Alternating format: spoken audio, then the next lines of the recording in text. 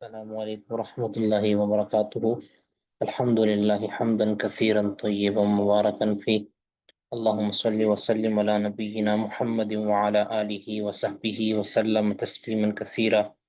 رب اشرح لی صدری ویسر لی امری واحلل عقدۃ من لسانی یفقہوا قولی۔ اللہم انفعنا بما علمتنا وعلمنا ما ينفعنا وزدنا علما۔ یہ ہم پڑھ رہے تھے، تھوڑا سا ہم یہ پڑھتے ہیں، اس کے بعد پھر ہم جو اسائنمنٹس ہیں، بلکہ وہ اسائنمنٹس کہہ دیا، جو مقالہ جات ہیں اس والے سے کوئی بات کریں گے انشاءاللہ۔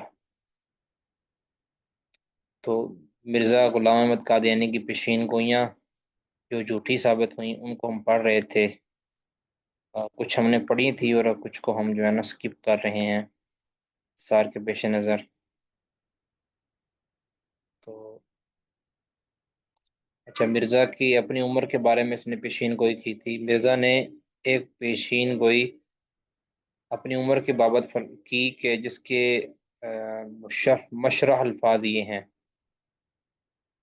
خدا تعالیٰ نے مجھے صریح لفظوں میں اطلاع دی تھی کہ تیری عمر 80 برس ہوگی، اور یا یہ 5-6 سال زیادہ یا 5-6 سال کم۔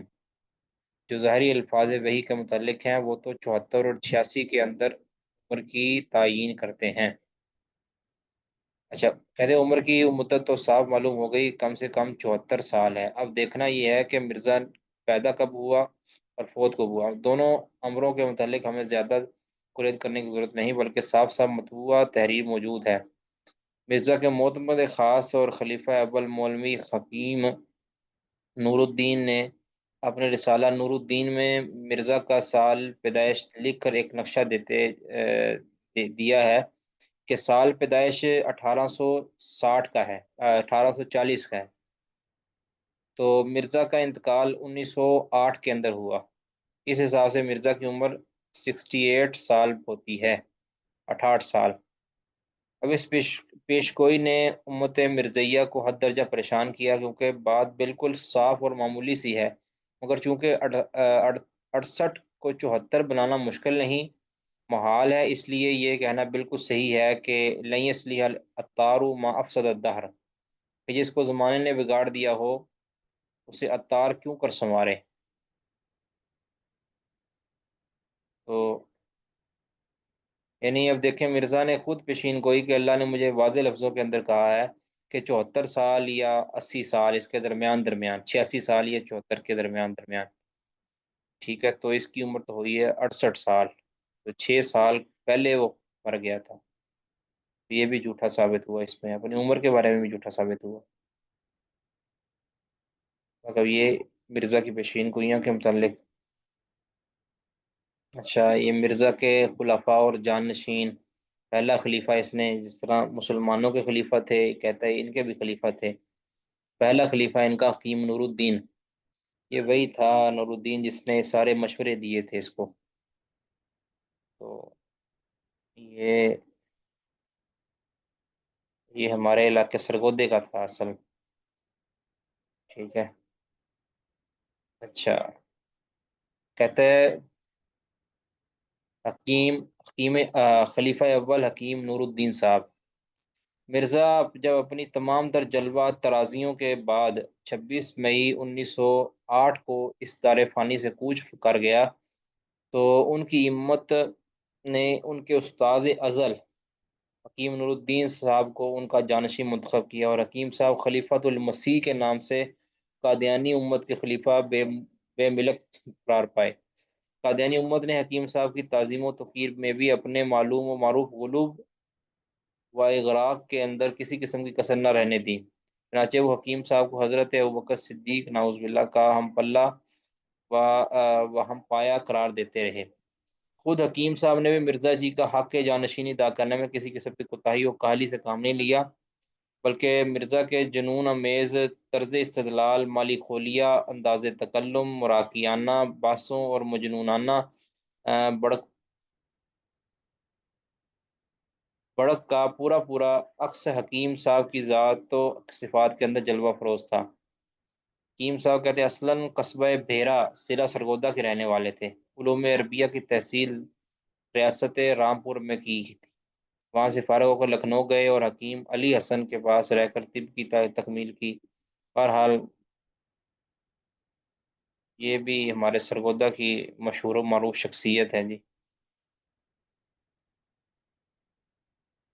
اچھا، یہ بھی 1914 کے اندر یہ مرا ہے یہ، یعنی 6 سال کے بعد، مرزا غلام محمد قادیانی کے 6 سال بعد یہ مرا ہے۔ دوسرا ہے خلیفہ دوم ہے مرزا بشیر الدین، ٹھیک ہے۔ تو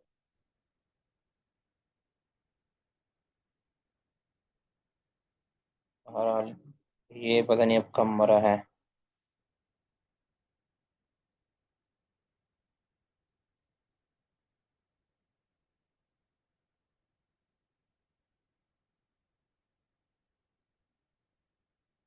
اس نے کافی میرا عمر پائی ہے، کافی کام کیے ہیں اس نے مرزائیوں کے لیے۔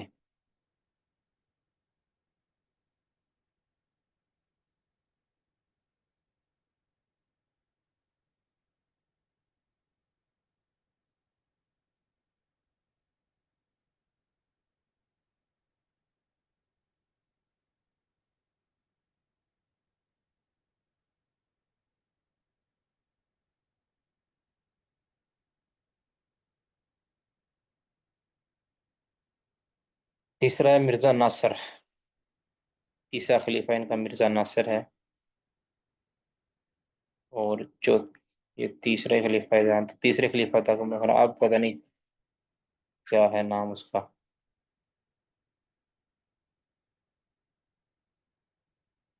اب جو ہے یہ بھی میرا خیال ادھر ہے، جرمنی میں ہے شاید، کیا نام اس کا، مجھے نام نہیں یاد اس کا۔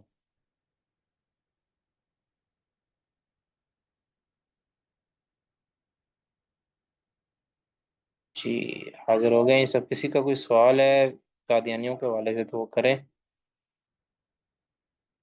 ورنہ پھر ہم کوئی تھوڑا سا آگے۔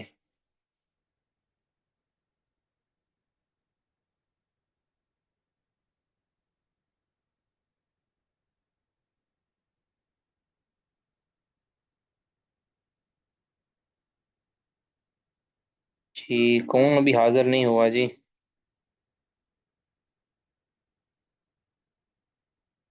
اچھا جی، فرق علیم صاحب ہیں، اخلاص احمد صاحب ہیں، محسن علی تابش صاحب ہیں، تاجور بشیر صاحب ہیں، محمد عارف صاحب ہیں، عبد الرحمن صاحبہ ہیں۔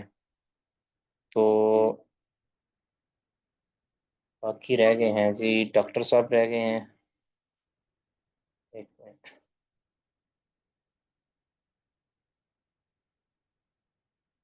جی اس میں جی عارف صاحب نہیں آئے، عارف صاحب ہیں، اشر علی صاحب نہیں ہیں، ڈاکٹر جنید سلیم صاحب نہیں ہیں، وسیم حیدر صاحب نہیں ہیں، یعنی وہ تو چھٹی پہ ہیں۔ اور جو ایک اور خاتون تھی سمیرا نام تھا ان کا، پتہ نہیں کیا، سمیرا جان زیب جی، وہ نہیں۔ ٹھیک ہے اچھا جی، شروع کرتے ہیں جی۔ کیا کیا آپ نے کیا ہے 2 ہفتوں کے اندر؟ آگاہی دیجیے گا جی۔ سب سے پہلے کون؟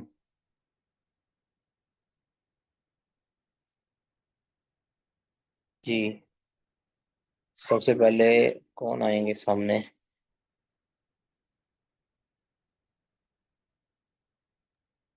السلام علیکم ورحمۃ اللہ۔ السلام علیکم۔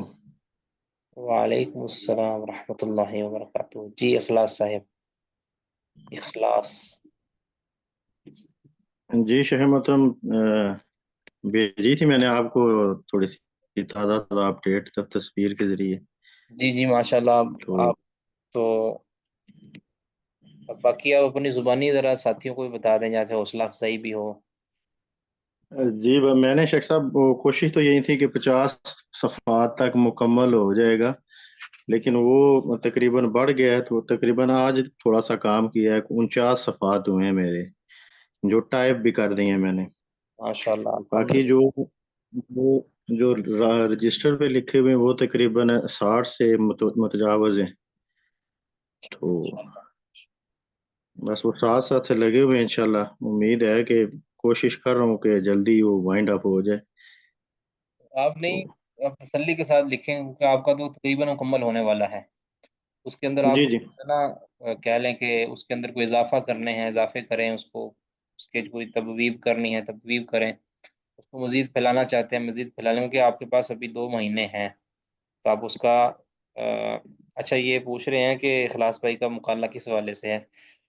तो ये जो है ना मसूदुद्दीन उस्मानी, यानी उस्मानी ग्रोह के बारे में।